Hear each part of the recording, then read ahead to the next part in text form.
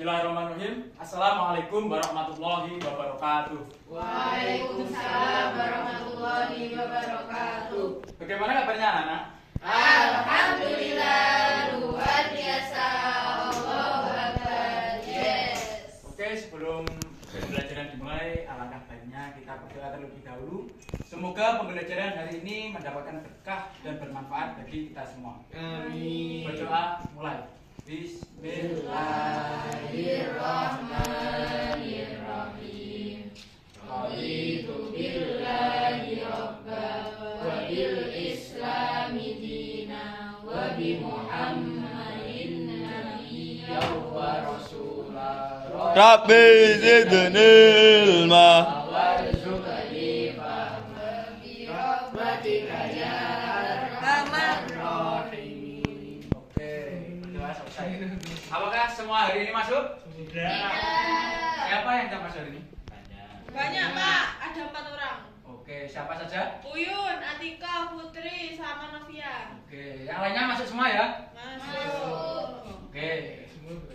Oke, kita sekarang akan belajar materi tentang SKI, yaitu Daulah Abbasiyah. Yang pertama ada sejarah berdirinya Daulah Abbasiyah. Jadi Daulah Abbasiyah itu berdiri pada tahun 130 Hijriah atau 750 Masehi setelah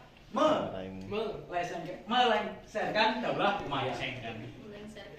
Nah, Daulah Abbasiyah ini dipimpin oleh seseorang yaitu Abu al-Abbas As-Saffah dengan dukungan kuat dari kaum Mamali, non-Arab dan kelompok Syiah yang merasa tidak mendapatkan keadilan dalam pemerintahannya. Jadi kaum Mamali, non-Arab dan kelompok Syiah itu mendukung gerakan Abbas karena mereka merasa tidak mendapatkan keadilan dari pemerintahan Umayyah.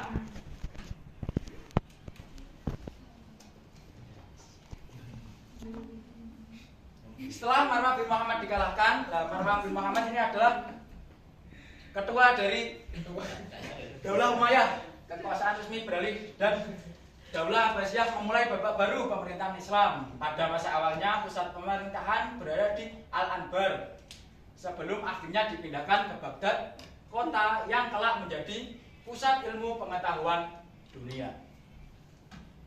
Selanjutnya ada khalifah Daulah Abbasiyah. Di sini saya mengambil 3 tokoh, yaitu yang pertama Abu al-Abbas. Jadi Abu al-Abbas adalah seorang revolusioner yang bisa menaungi kaum non-muslim dan non-Arab.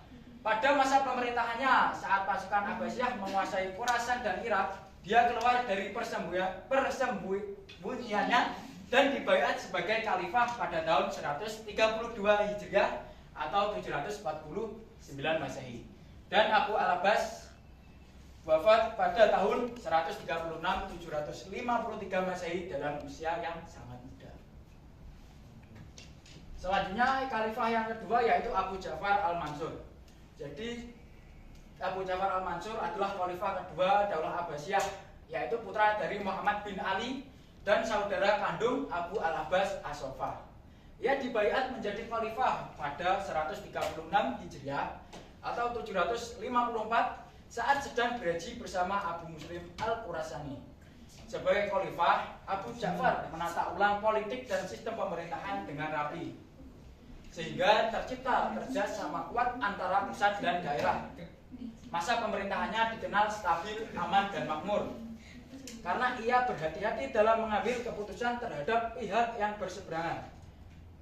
Dan pada tahun 158 Hijriah, ketika berangkat haji, beliau itu sakit dan wafat pada usia 63 tahun setelah memerintahkan selama 22 tahun dan jenazahnya dimakamkan di kota Baghdad. Selanjutnya khalifah yang terakhir yaitu Harun ar-Rasyid bin al-Mahdi adalah salah satu khalifah terbesar Daulah Abbasiyah dan dikenal sangat pemberani. Abbasiyah mencapai puncak kejayaan dan Baghdad berkembang menjadi pusat ilmu pengetahuan dunia sehingga periode ini disebut Golden Age of Islam. Harun ar-Rasyid sangat memperhatikan kesejahteraan rakyat dan mendorong kemajuan dalam ilmu pengetahuan, teknologi, ekonomi, perdagangan, serta peradaban Islam. Ia menjadi khalifah pada usia 22 tahun. Dan selama 23 tahun 786 sampai 809 Masehi Menuju. dan Harun ar-Rasyid itu wafat pada usia 45 tahun dengan kondisi negara yang sangat makmur dan memiliki kejayaan sekitar 200 dirham. Kekayaan. Selanjutnya yang terakhir, peradaban Daulah Abbasiyah. Peradaban Daulah Abbasiyah berkembang pesat selama berabad-abad. Baghdad menjadi pusat studi dan penelitian dunia, tempat berkumpulnya para ilmuwan dan berbagai kawasan. Dalam bidang ilmu pengetahuan muncul tokoh-tokoh besar seperti Al-Khawarizmi dalam matematika, Jabir Ibnu Hayam dalam kimia, Ibnu Sina dalam ilmu kedokteran, serta Al-Farabi dalam ilmu filsafat. Selain itu, perkembangan ekonomi dan perdagangan juga sangat maju. Dengan jalur dagang yang menghubungkan timur dan barat, kemakmuran ekonomi, kemajuan ilmu pengetahuan, serta stabilitas politik menjadi Daulah Abbasiyah sebagai salah satu peradaban paling gemilang dalam sejarah Islam. Dapat disimpulkan, Daulah Abbasiyah itu berdiri pada 750 Masehi setelah berhasil melengsarkan Umayyah melalui kepemimpinan Abu Abbas As-Saffah. Pusat pemerintahan dipindah ke Baghdad yang kemudian berkembang menjadi pusat ilmu pengetahuan dunia. Pada masa Abu Ja'far Al-Mansur, ternyata dengan stabil. Kejayaan mencapai puncak kejayaan di era Harun ar-Rasyid dan Al-Ma'mun, terutama dengan berdirinya Bait Al-Hikmah sebagai lembaga pemerintahan besar. Perkembangan ilmu pengetahuan, ekonomi, perdagangan, dan kesusastraan sangat pesat dengan tokoh-tokoh besar seperti Al-Khawarizmi dan Ibnu Sina. Kemakmuran, kestabilan politik, dan kemajuan budaya menjadikan Abbasiyah sebagai salah satu peradaban Islam paling gemilang dan berpengaruh dalam Islam. Oke ya, anak-anak. Itu tadi pembelajaran pada hari ini, semoga mendapatkan berkah dan bermanfaat. Amin. Sebelum ditutup, kita berdoa terlebih dahulu. Bismillahirrahmanirrahim. Wal asri innal insana